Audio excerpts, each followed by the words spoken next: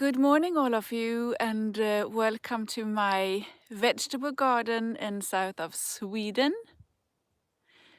This is our house and the garden where I live with my family, and it's 9 o'clock in the morning in Sweden right now.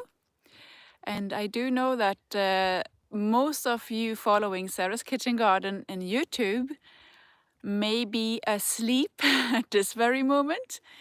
But this is like the time of the day when I do have my time to actually go out in the garden and do some work.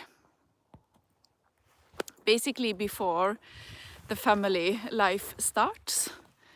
So I have been up for a while, and my husband's been out taking a long walk with our dog. So now he has the kids for he have the kids for a while I go out in the garden. It's not that very cold today, and that's very good.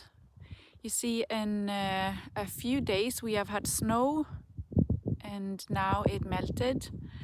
And I didn't have time to put my garlic in the ground before the snow came. So I have been waiting for this day, and I said already yesterday that today I'm going to do it, but then it got too dark and I didn't have time to go out in the garden at all. I was inside cleaning and sorting clothes for the kids and prepared dinner and everything that we need for today's not celebration, but having a nice cup of tea and some fika, Swedish fika, celebrating this Advent second. So I'm going to put my garlic in the ground today, but I'm going to start in my little greenhouse, preparing the cloves. But I thought I could just walk with you a very short walk in the vegetable garden before starting.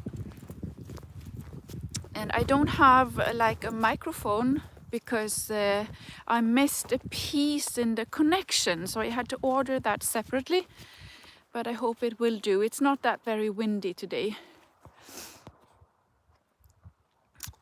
Everything looks very boring in Sweden by this time of the year, unfortunately. I love when the snow comes and everything looks a bit more well kept, but this is the way it looks right now. So this is one of my main areas. I have prepared box here with lots of bokashi compost, and the soil is very good, and I am not going to put like garlic or anything else in this box. I'm going to wait for a cold day and make winter sowings of something. Mulched beds. This is very good. I actually kept the stems to the cabbage because our small pets, I don't know what you actually call them in English, marsvin. I recognize the word when I hear it, but I kept the stems for the cabbage for the marsvin. Small pet with fur, very friendly. This is where I'm going to put the garlic in the ground. I forgot my black salsify. Oops, going to bring that inside. And well, this is basically how it looks.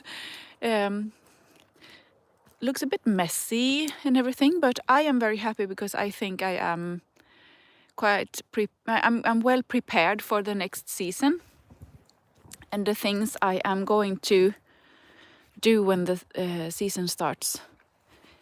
There's only one thing I didn't manage to do yet. It will not take me long, and that's to weed this place. You see some of the grass that grew up from the fresh horse manure in here.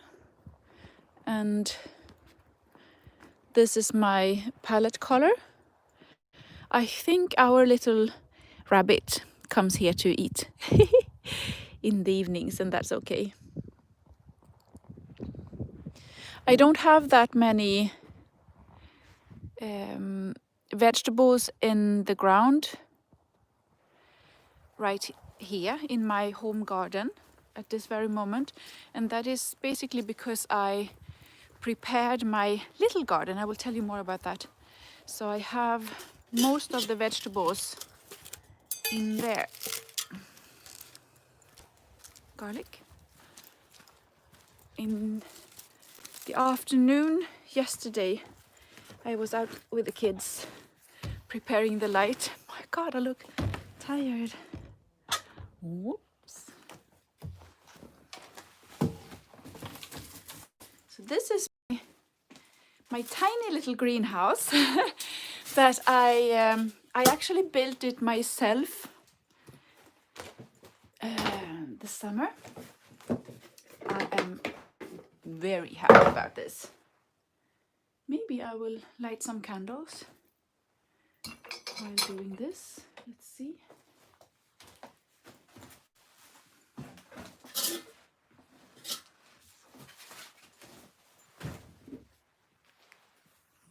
Let's put you in here.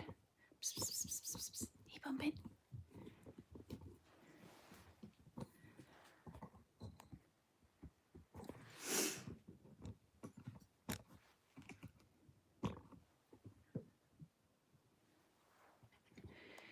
Guinea pig, yes, that's the word. Well, well, my friends.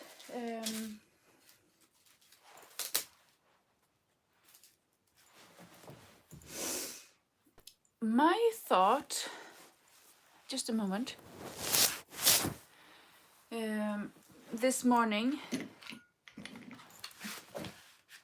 because it is morning in Sweden, is basically to prepare the garlic and put it in the ground and just let this one be a quite slow video where you just can come along.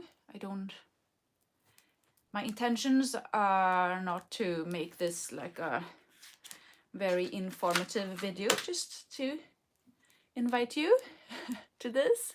And I don't actually know where you are watching from. Might be a good idea if you would like to tell us.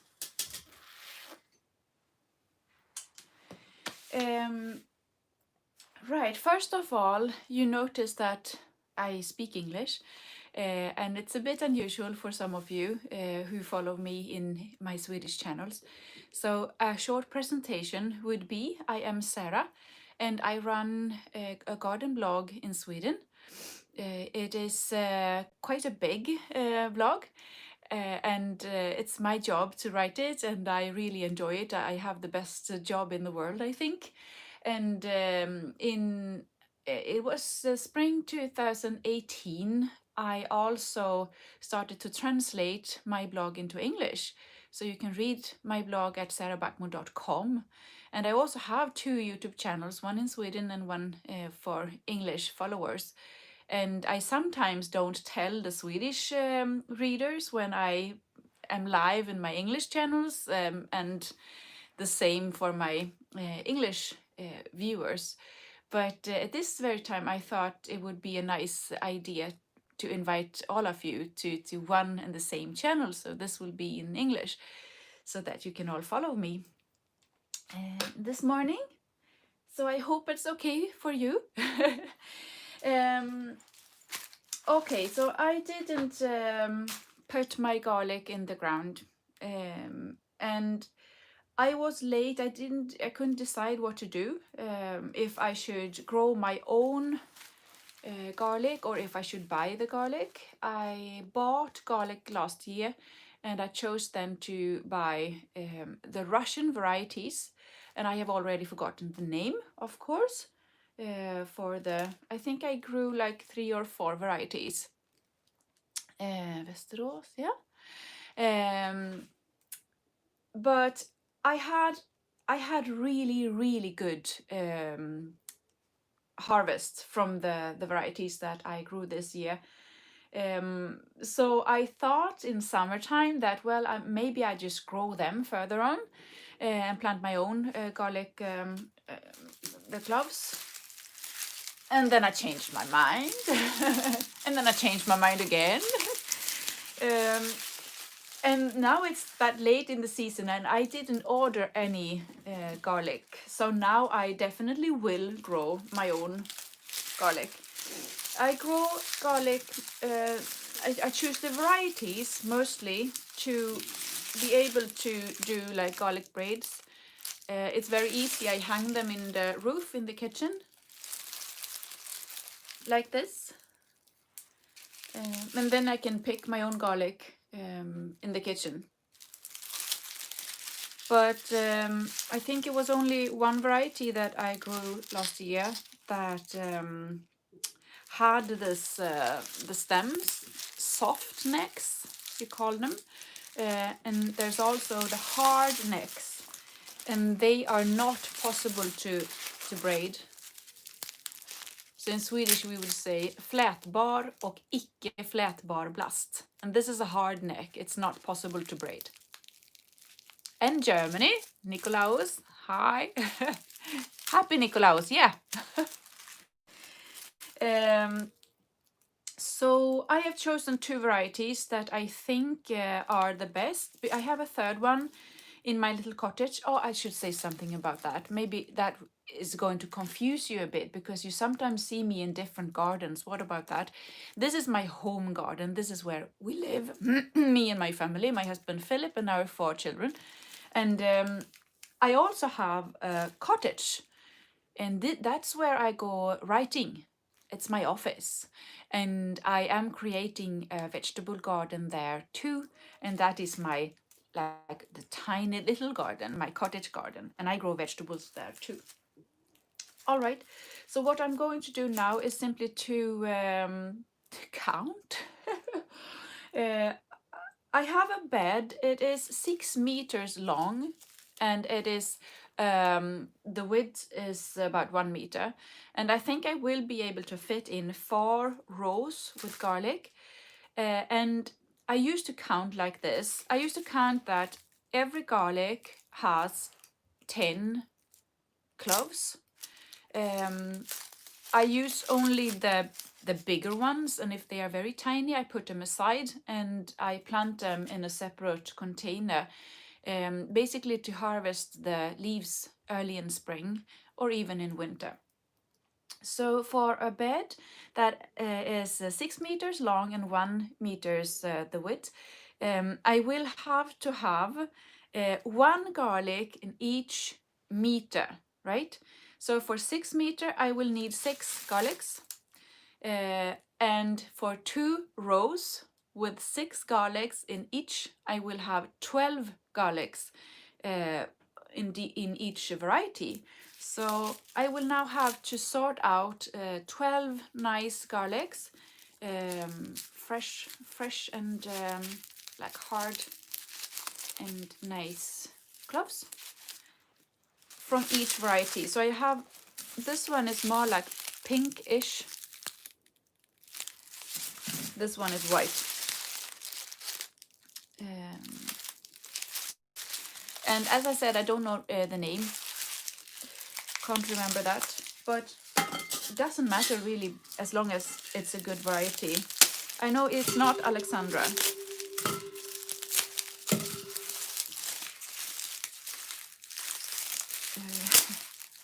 I remember one time, 1, 2, 3, 4, 5. I will count first. 6, 7, 8.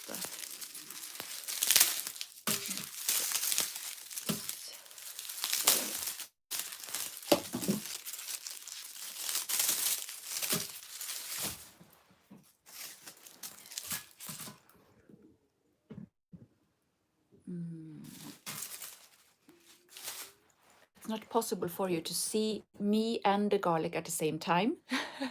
So we will choose this picture for a while. Oh no, this one was not good. You see? Yeah, but the Germans are awake, right? People from the States are not awake yet, and the Australian and New Zealand, they used to watch too, but they are not awake at this moment. Right, so I have some of the cloves that are dried out, and I will not choose them, of course.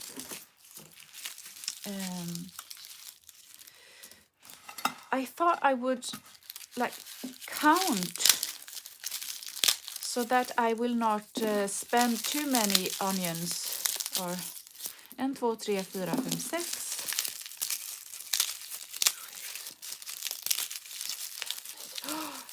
This one had only 9. I think I choose the varieties. I put 10 cloves in each hög.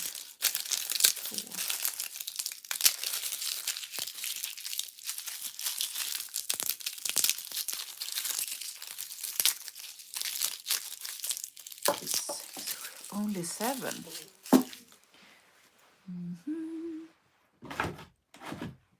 If there's not that many in each garlic, you certainly want to find the ones you drop on the floor, right?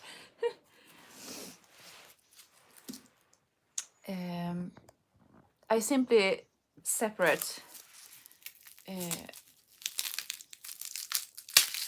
the cloves from the onion. 10? As I said, this will be quite a slow gardening video because I need to count. But I should tell you that most often I try to choose varieties that are very like long lasting, that you can store indoors. 3, 6. Everyone will know how to count to 10 in Swedish after this one. I have one favorite variety. Is your floor covered with wood chips crossing? Yes, it is wood chips. And you can actually see a few blog posts from this process building the greenhouse at sarabachmo.com. You will find it easily if you have a look at the front page.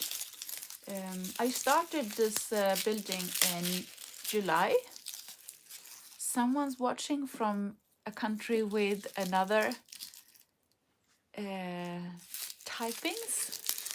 Thailand maybe? Welcome to Sweden. 1, 2, 3, 4, 5, 6, 7.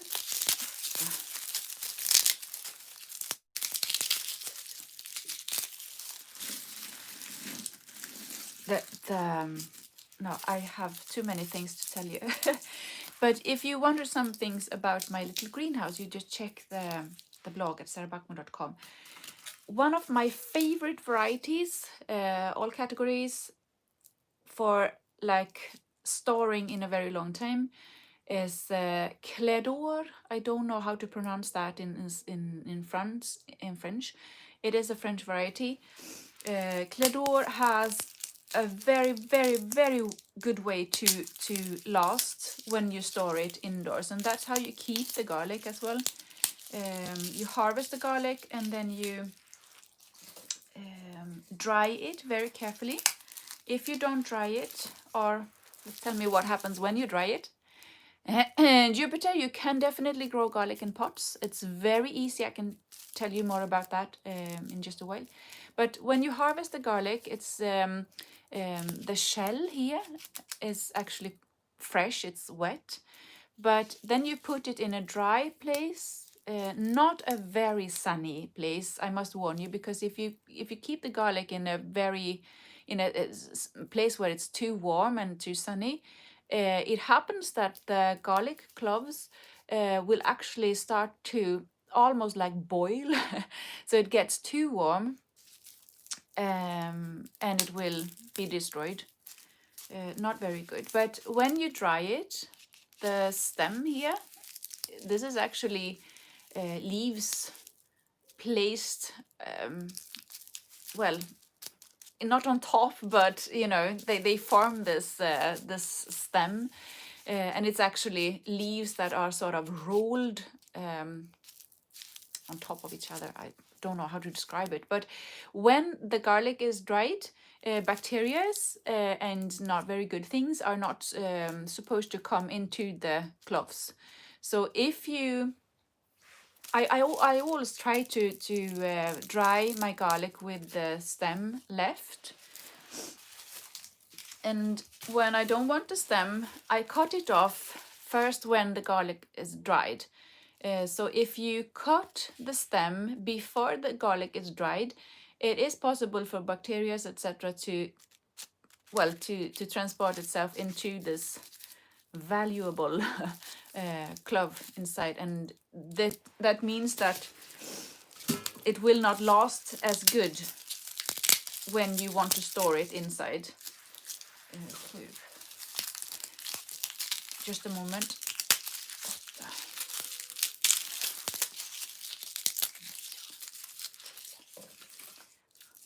10 more. That's very good. Cleador is the variety. It's a white onion garlic, and it will. It is so good. You can harvest it in let's say August. You dry it and you keep it in your kitchen until August next summer maybe. So it will fulfill like a circle in my garden. I harvest and I keep the harvest until next harvest. That's very good. I don't know about the varieties that I've grown this year. Look, starting to grow almost. 1, 2, 3, 4, 5, 6, 7, 8. And I have a few extras here. Very good.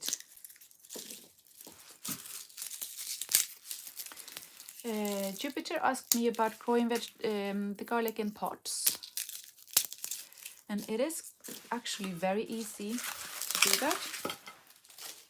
You just prepare your garlic and separate the cloves. And you prepare a pot or container with the compost. And you should know that garlic is a very, as I say, a hungry plant. It needs a lot of nutrition in the soil.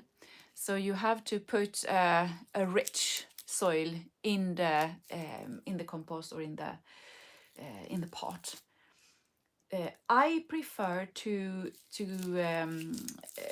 fertilize the garlic with bokashi compost and also with a layer of mulch. I will tell you later on when we go out in the garden.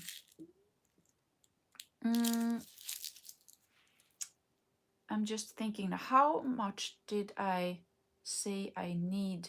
1, 2, 3, 4, 5. This is just only half of it. It didn't seem right. No, I just continue.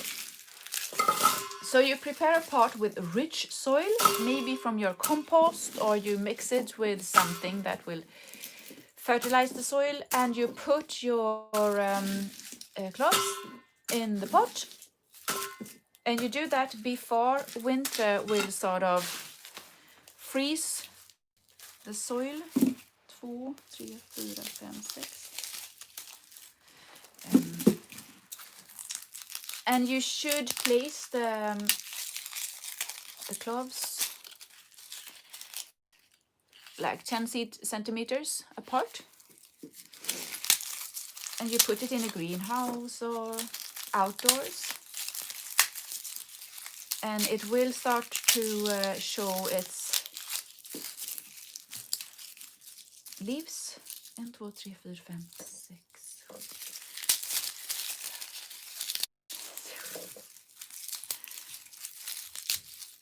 The leaves will start to show already in winter. And it's actually not a problem. I mean, I grow my vegetables here in Sweden. And we sometimes have, let's say, 30 or 20 degrees minus in Celsius in wintertime. And the garlic will keep perfectly well in the ground, even though. And 2, 3, 4, 5, 6, 7,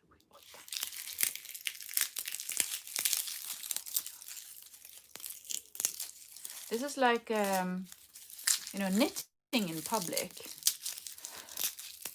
You always have to stop, say, oh, stop, I'm counting.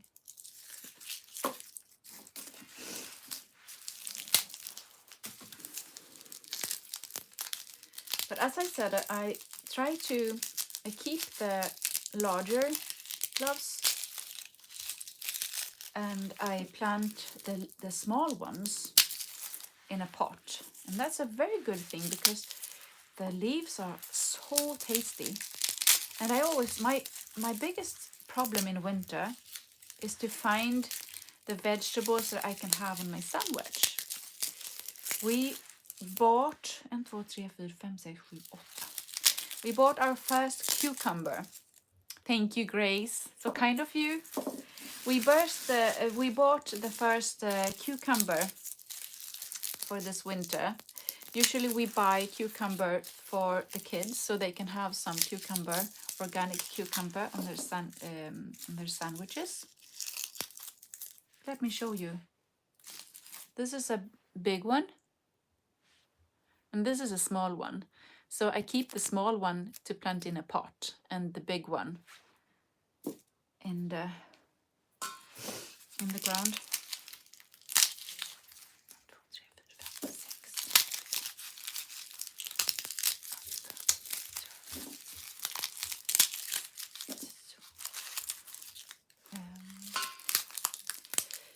I can't remember what I just started to tell you. Knitting, maybe. 3. And the reason why I don't want to waste too many cloves, and that's why I count instead of just preparing them, and that's because this is the garlic we are supposed to eat, so I don't want to take too many of them. Basically, I think when we bought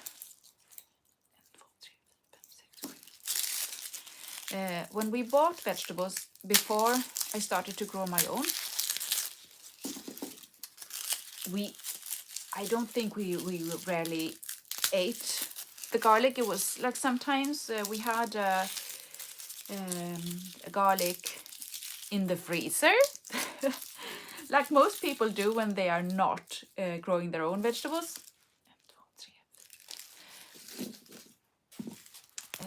And you used sometimes we used it, but then it was also like I was a bit afraid of the smell, don't eat too much garlic, you will smell awful. But now, I mean, who cares?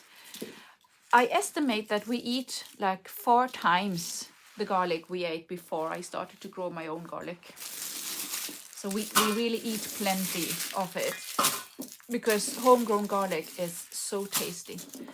And when someone asks me, I really make my best to. Now I will start with the hard necks now. I will just count them too. 4, 4, 6, 8. Just 12 of each.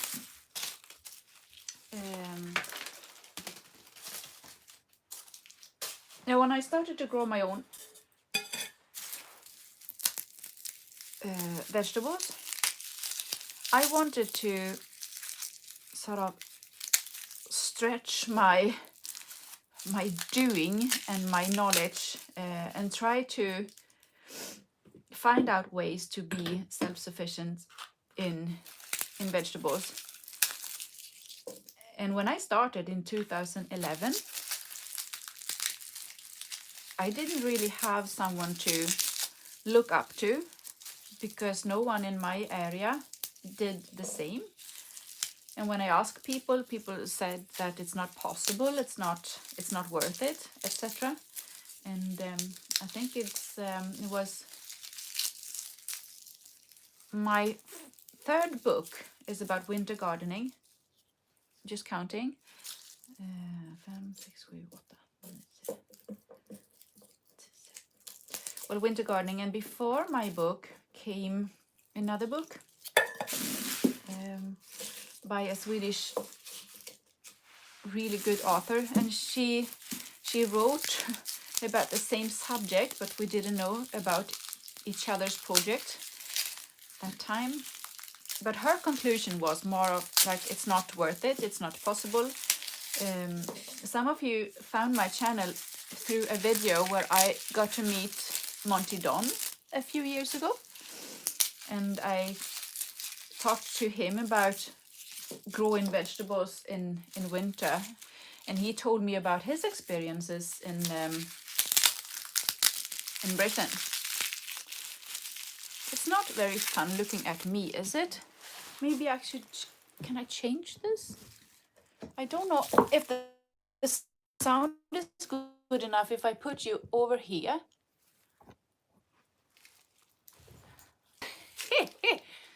Sorry about this. Might be easy. Can you hear me, right? Yeah, I think you can. And he told me about his experiences in Britain growing vegetables in like a cold climate or in winter time. And his experiences was great fun to hear about it. And also because I follow many, my God, you should see this. Before I go on with that, let me just tell you one thing. When I harvested garlic in my garden for like the very first time, I know I went in the kitchen with the garlic like this and saying to my husband, I'm a bit disappointed. It's not, the size is not that big. And he separated the cloves and he got back to me with a size like this. And he said to me, you know, I can't even fit it into the, you know, we have a certain tool to press the garlic. I can't even fit in half of it in that, the press. What did you expect? So this is an excellent size. 1, 2, 3, 4, 5, 6, 7, 8, 9. Well, the winter gardening thing. What we have in Sweden, we have cold winters, yes, but you do have cold winters in other parts of the world too. But we have darkness. It's bloody dark in Sweden in winter. And that's why it's not possible to grow like you can do it in Canada. Some of you sent me some recommendations to check on Canadian channels, etc. And I follow a few of them, of course, getting great tips, but some of them are not possible to practice here in Sweden because it is way too dark. So we have to use other ways to make sure that we can harvest food in winter. 1, 2, 3, 4, 5, 6, 7, 8, 9, 10. And one of the things that we can do is to prepare not only ourselves but the garden by growing lots of food that we can overwinter in greenhouses, etc. And I think when I started to grow vegetables in 2011 and I dreamt of a greenhouse, I wanted to have a polytunnel because I had seen Canadian gardeners who overwintered lots of food in the polytunnel. And the climate in a polytunnel seemed to be a bit better for, well, to do that kind of things. And then people said, no, it's not possible. But you can actually grow plenty of food and overwinter. And also one of the best thing we can do in a cold climate and dark climate like this is to choose the hardy varieties. I mean, you can choose some kale varieties and grow it perfectly well in the beginning of fall. But when the hard winter comes, it will just rot. But if you choose the hardy varieties and the hardy, like corn salad, lamb's lettuce, the hardy varieties of the leek, etc. It will be much better. 2, 4, 6, 8, 10. Oh, this took a bit longer than I thought. That's because I talk all the time.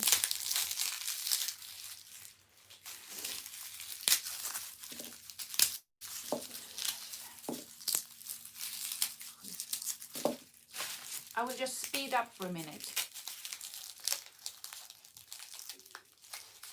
I told my family I would be out in an hour. 1, 2, 3, 4, 5, 6, 7, 8, 9.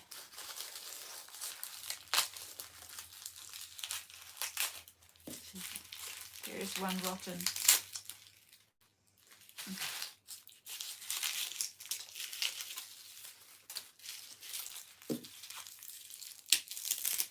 It's huge, this one. I hope it will be able to store in a good way.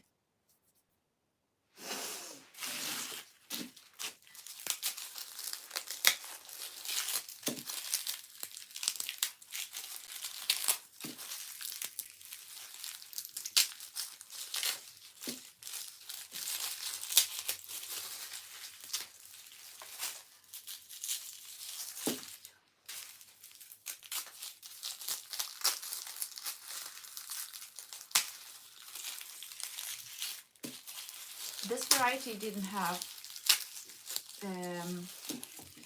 that many cloves in each onion, and I brought only 12. I'm going to miss a few cloves.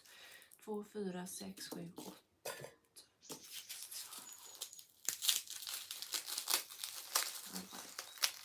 I don't think I have to count the last ones just because of that.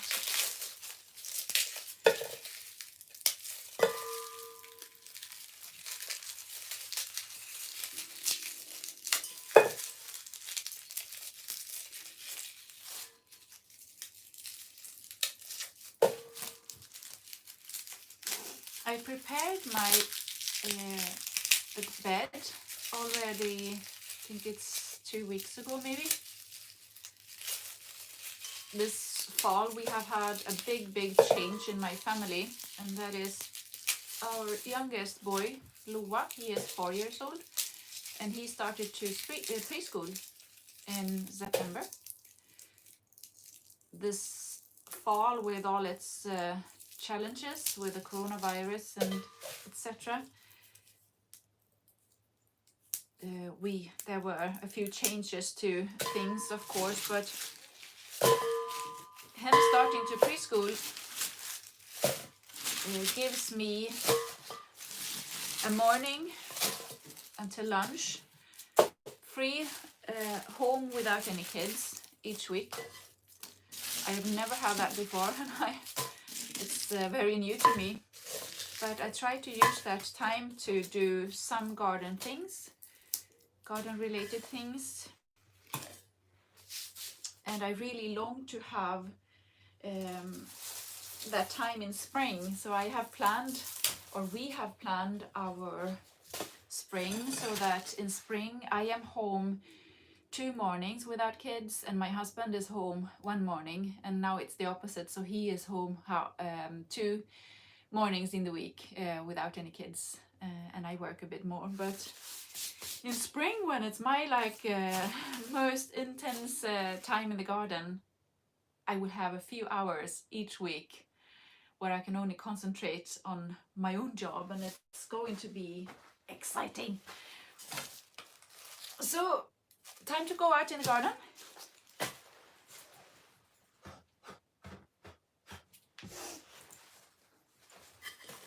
I will actually have another pair of. It is a bit confusing, you know. In Swedish, this is handske, but in English it's gloves, and these are cloves. So it's almost the same.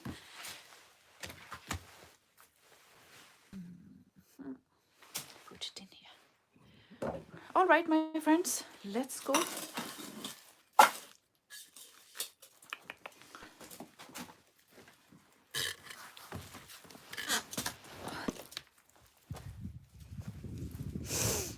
no rain.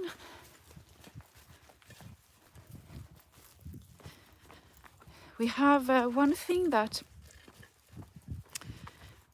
oh no, it's not one thing, but now when it's Advent, we try to eat the cinnamon cake, traditional Swedish cinnamon cake, every Sunday, and we also have saffron buns. And I try to make one other like cake for each Sunday, something special. And we have this fika with the whole family and the lit candles and everything. So today I'm going to make in Swedish it is mintkyssar, mint kisses.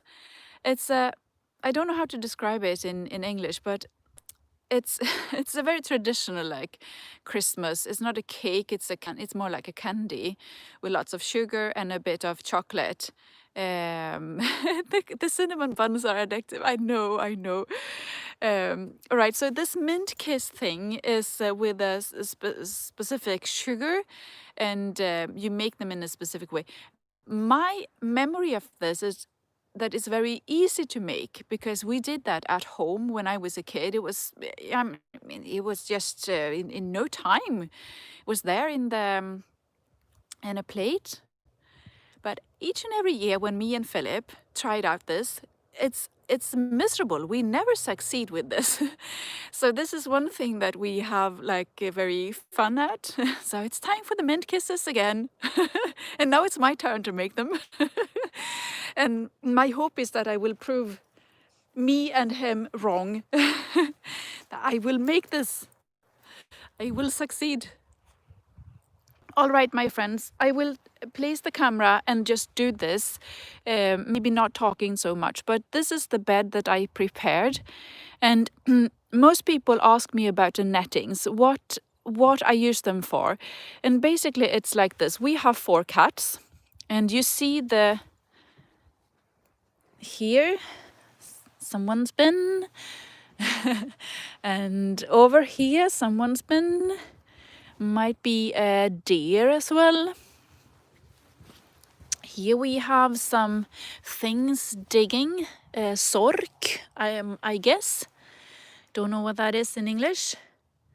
Here are some leftovers, the beetroots. Someone actually ate the beet.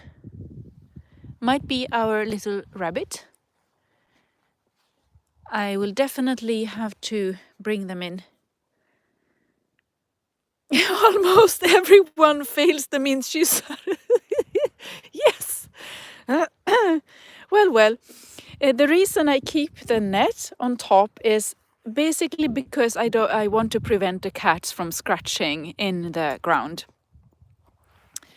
And you sometimes get to read about that problem. I mean, we have cats and they destroy my sowings, etc. And this is really the key. You just put this is called in Sweden a compost netting, and you should put it together to form like a box where you can put, yes, Malin, I saw that, where you can put your compost. But I buy the compost nettings each year, a new setup, and I use it to put on my beds.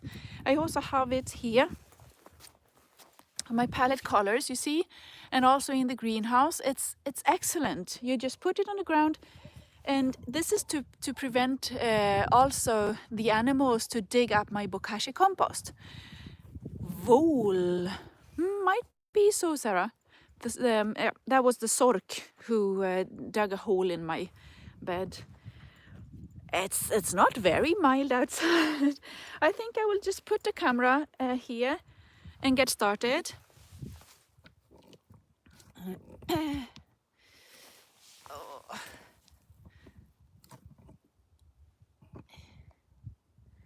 You see the whole bed here. Now I will just work around like crazy, and you will have to sort of talk to yourself and just enjoying me working.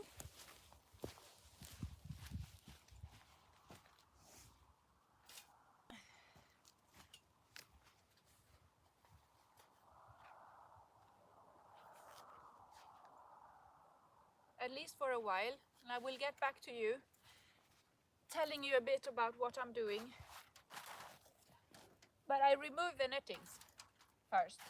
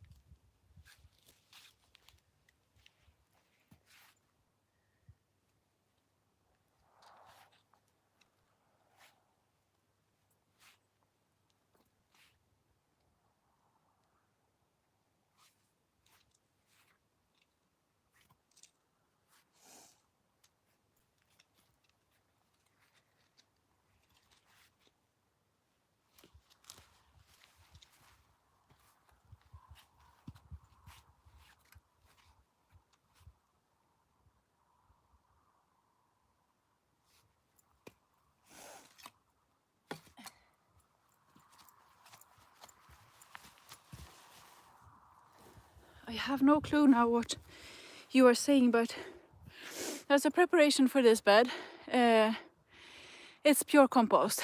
It is amazing, and this is a result of the mulching that I do. It is amazing. I will do a separate live or something about the mulching, and I will talk much about that. After Christmas, we release membership content for sarabackman.com, and some of the articles will definitely be about the mulching technique, because I see that in other parts of the country or the world, you talk about the no-dig method, but that is not the same as the mulch that I practice in my own garden. Some differences, and I would love to inspire more about that. So this is a bed that I have been covered with lots of mulch for almost 10 years. The compost is amazing. I dug down 3 or 4 buckets of bokashi compost a while ago, and that is also why I keep the netting on top of the bed, to prevent animals to come and eat from the compost. And now I see that the bed was not wide enough to fit in 4 rows of garlic, so I simply prepared it to fit in 4 rows. And now I have a little trick. I will do 4 rows here, but you see I prepared only 2 rows. And that is because I put now the garlic in this one, and at the same time as I prepare a 3rd row in between those, I will then put the soil back on top of the garlic. You will see me do this, and you then understand what I'm talking about. But let's put the garlic in the ground now. I think we will do something like that.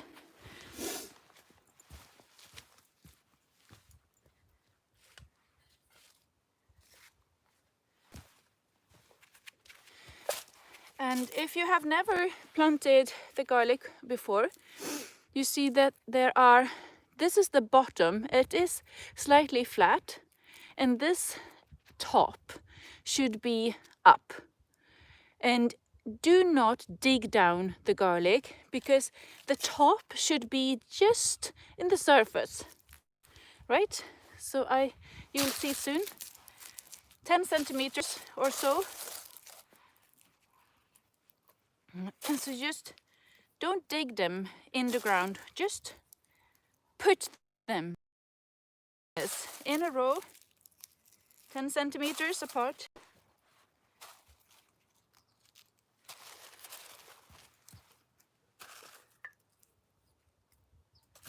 And I choose the big ones first, and if there's any space left, I take the small ones.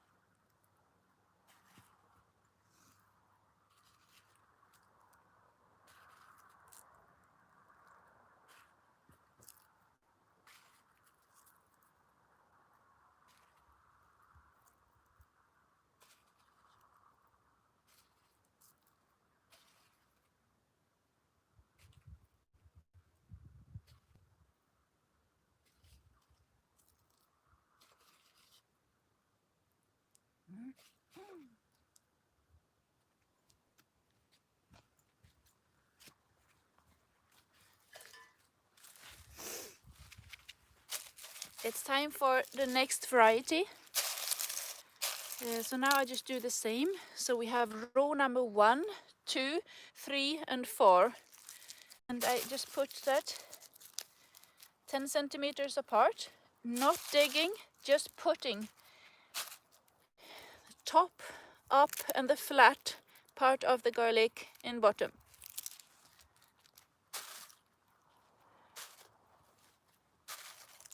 And one thing very good with garlic is that when you plant that late in the season, so you never have to water anything. You just make this raw and you put it in and you cover with soil, and then you're done.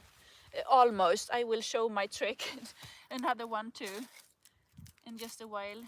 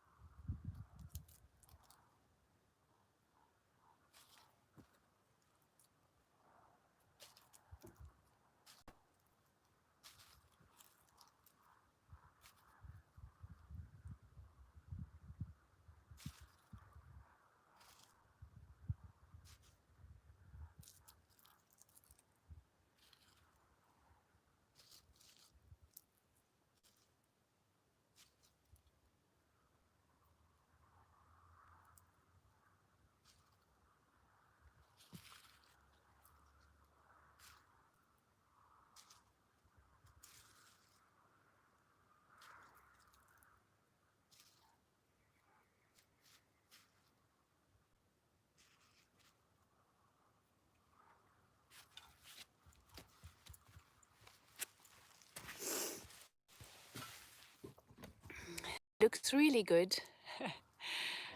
But whoops, my selfie stick is not very reliable, I think. um, right, so what I'm going to do now is to make another 2 rows simply by using my tool and making the row, and at the same time I put the soil back on the rows that I have already made and put my onion sets in. This way I can make the rows closer to each other. So if it's not that easy to make the rows close to each other uh, in the more ordinary way. Let's just do it.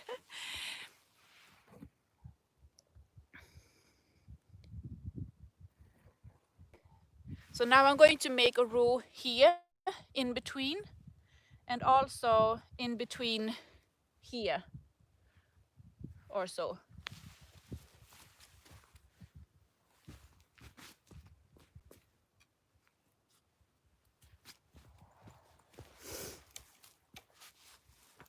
Then I don't have to be that careful, you see.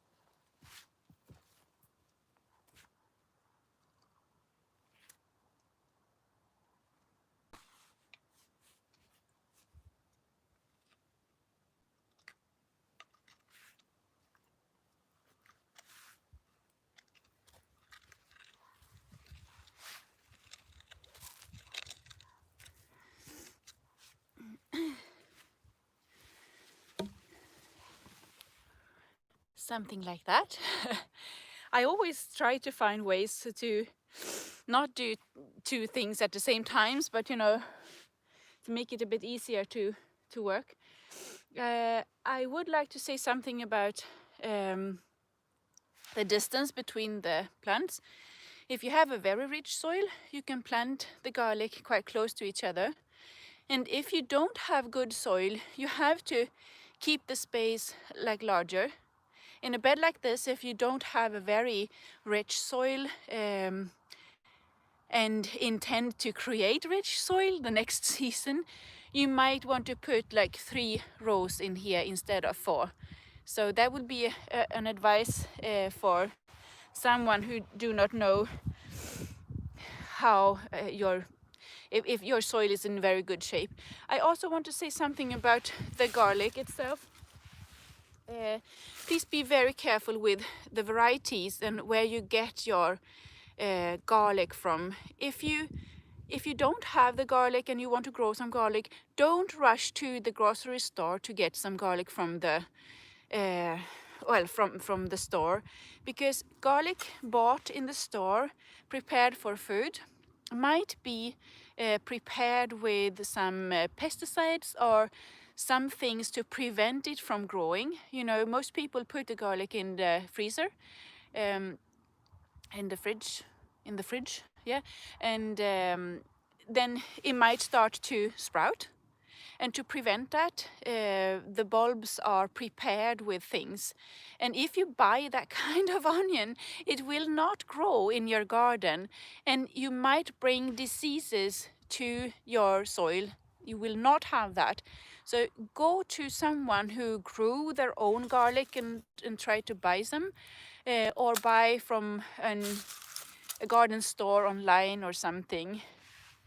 It's much better than, you know, let's say you buy 10 garlics and you want to grow them in your ground and you only get a few healthy onions next year. So sad. I will just continue do the 2 more rows and then we are ready for next step, because there are another step.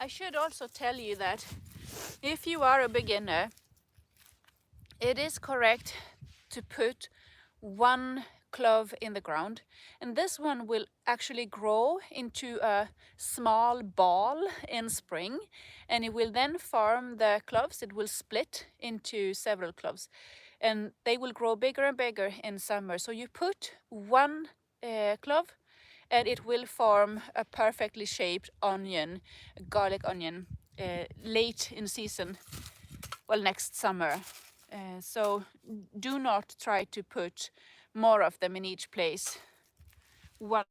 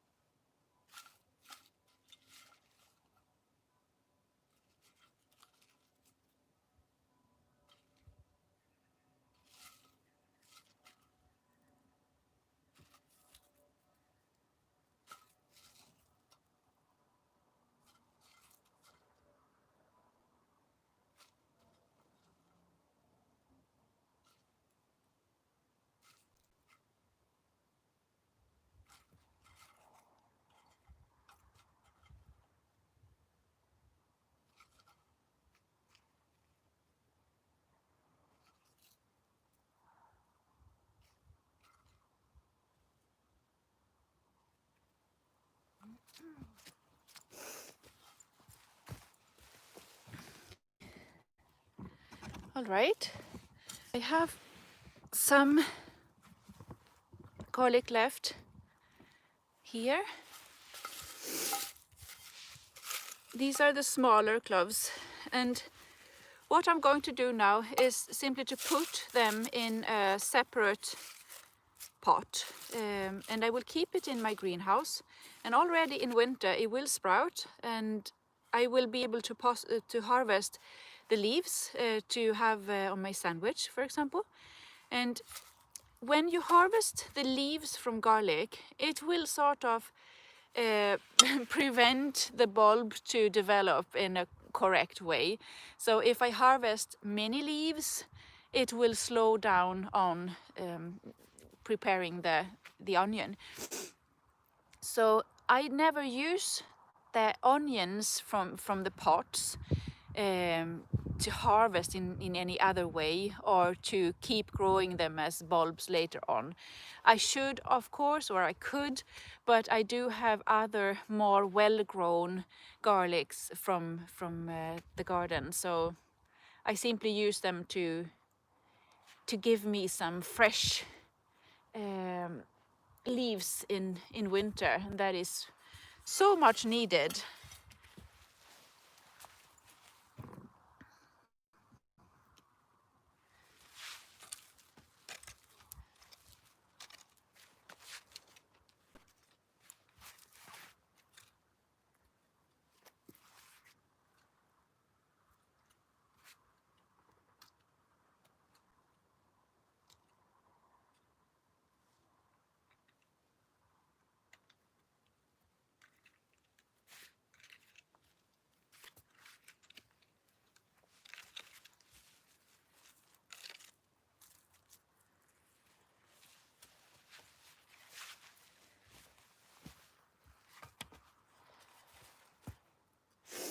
And now time for the last one.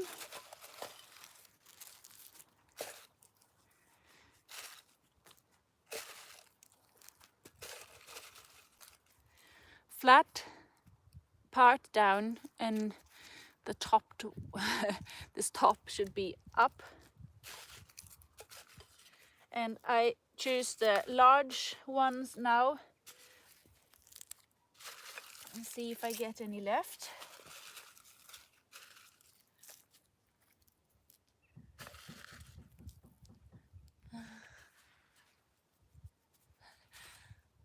Someone is knocking from a window.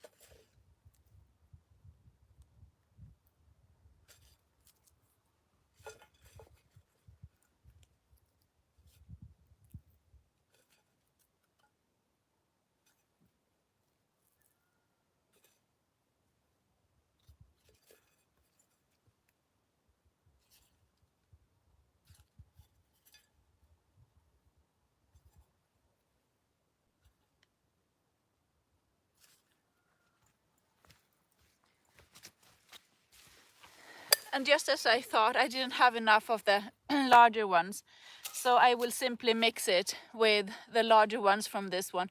And to be honest with you, if I had if I made an effort in keeping you know, growing different varieties, etc., I would try to mark them out in some way. But in this case, I don't know the varieties names, so I don't care to do that right now. I just put them in the ground and it will be whatever, and it will work fine. I'm just interested in the harvest right now.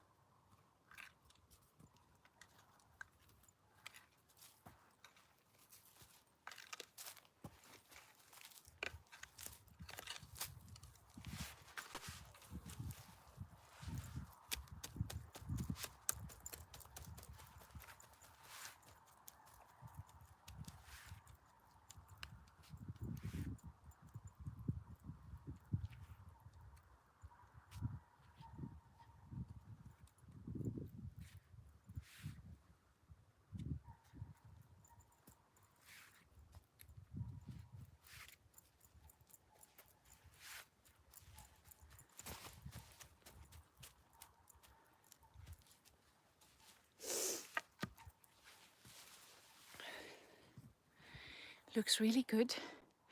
In some places, you can actually spot the top of the garlic, and that is okay.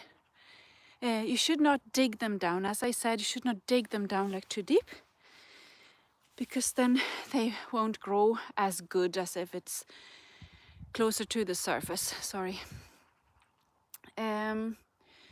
As I said before, we do have quite cold winters in Sweden, and some may think it's a problem then to grow the garlics, but it will survive. That we have so hardy varieties, and especially the Russian varieties and the Ukraine varieties are very, very suitable for our climate. But I mean, in my garden, even if it's south of Sweden, we do sometimes have minus 30 degrees Celsius. I don't know about that in Fahrenheit yet, but you can update me in the comment sections, please. But the garlic will still survive. Our biggest problem in Sweden, in middle parts and south parts of Sweden, is that the winters are mild. Because what we have in Sweden is, as right now, we have quite mild weather. Sorry, it's a bit windy, but and then in a few weeks' time, we will have snow, minus degrees below zero. It will freeze, and then in just a few weeks' time, it will thaw, and it will be mild again for a period. And what happens then is that the cloves from the garlic sort of pushes itself up through the ground. So I plant them now, but in just a few weeks' time, it may be so that I can spot the top of the garlic through the ground. So when it freeze and thaw all the time, it will be pushed through the ground, and then the risk will be that they rot in winter. So I have a trick to prevent this, and that is to cover the ground slightly, not a thick layer, because I'll tell you more about that later on. But I put a thin layer on top. It could be leaves. That's perfect. But I do have some straw from another project. I'm going to get it and just put a thin layer of straw on top, and that will sort of, I don't know the correct words, but it will it will make the temperature more jämnt. It will be even in a way. So it will not be too cold, it will not be too warm. And the process when it thaws, for example, or freeze, it will be a bit slower than if the ground is not with the mulch. Thank you, Lena. Even, yeah. So that is what I aim for, to just help the ground to keep the temperature even, right? So and I can show you over here.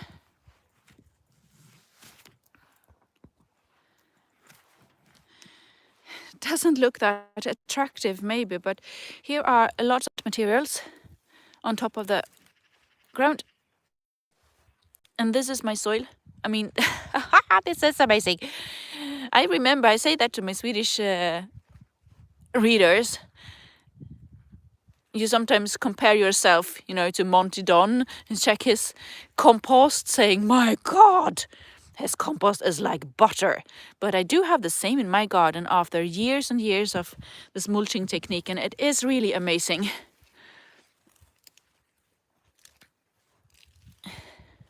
After a season, it may not look that,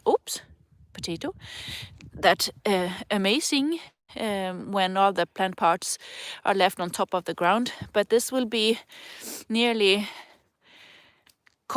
decomposed in just a few months' times. So no worry. Right, I will go get the straw. Just hang on for a while with this view, and I will be right back.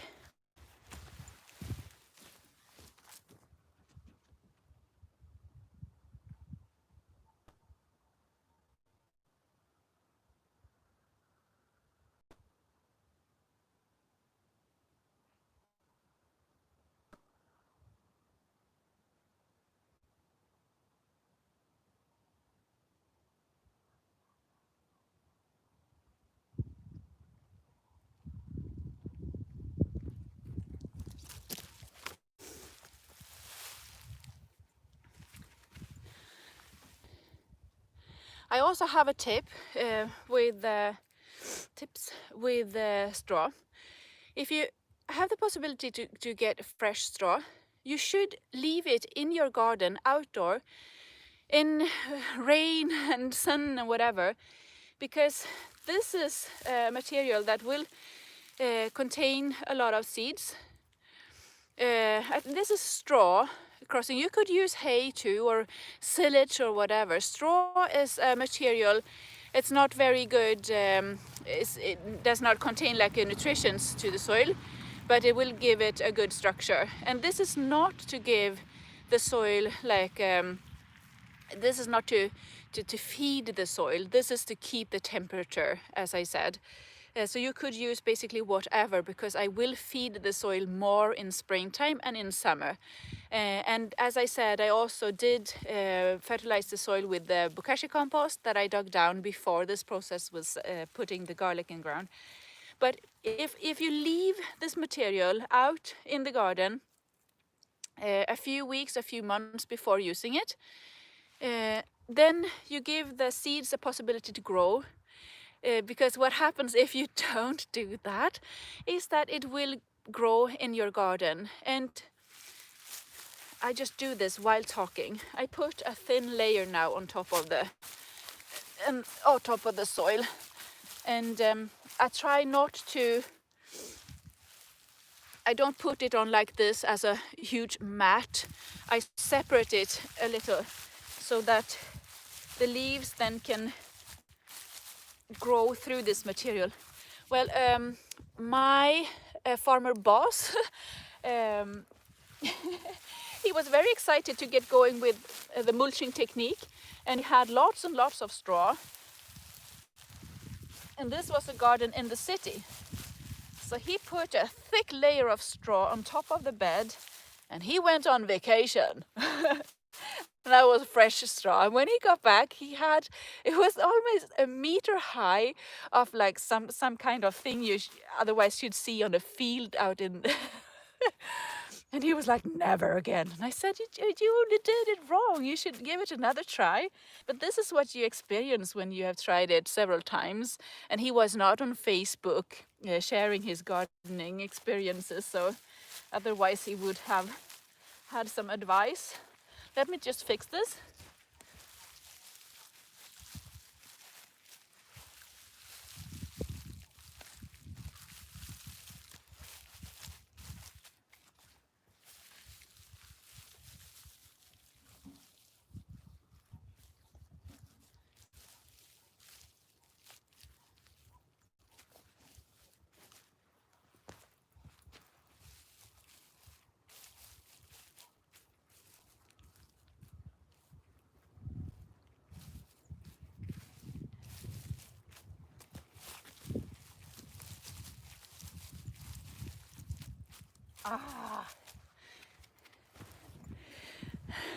This is really so good, and this feeling comes to me, when you have done something. I have some more straw, and I will go get it and finish this later on. I will just show you the last part of this. It's getting a bit windy. Then I get back to the netting, right? And I put it on top to prevent the straw from blowing away in the wind,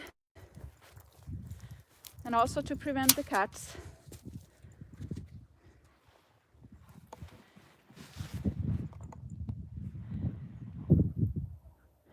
So this is what it's all going to look like when I am finished in just a few minutes. And after I have done that, this is what I have been waiting for, because now I can start to mulch in between the beds as well. And I don't want to do that before I prepared this one. So in here I can now put, I have wool and I have leaves and some more straw. I will see what fits in here. And also when before I have come this far, I try not to collect too many things right now because I don't have the place to store it. And I think I actually said no to more wool from a friend of mine, but I can then go get it when I have finished this one. And it's really nice. So now I am going to finish the other half of it and then mulch the pathways in between the garden beds. And then I just move further on with this one. I grew carrots in here last year, and I'm going to prepare that for winter sowings of I think spinach or leaves. And then I just move on with my gardening projects. It is a bit tricky to talk English in a live stream sometimes because I forget the words and sometimes I just feel stupid. And when I do videos, edited videos, it's all very simple because then I can give it a few more tries before I am satisfied. But I hope this will do for you. Anyhow, the garlic is in ground. 4 rows now with perfect garlic and potato. Oh, you asked me about the potato leek, Molly. Molly also lives in south of Sweden. I do have lots and lots of potato leek this year, and I actually think I am going to give it a try with a late not sowing but planting. Potato leek is a traditional Swedish leek or onion, potato onion you would say. Leek is the purjolök, and potato onion. And it is a type of shallot, shallot onion, and the shallots you can put in the ground also in fall. So you can put the potato onion in ground now, and that will save us time in the garden, time and work. When spring comes, we have already prepared that, as with the garlic. Now I have to finish this work and then rush into my family to prepare today's fika with the mintkyssar, the mint kisses. You have to, in Swedish we say, hold your thumb, means basically wish me luck. And I'll see you soon again. Nice to start this day with you and share my garden project. Have a really nice day and I'll see you soon again. Bye bye. Thank you, Alice. Mwah.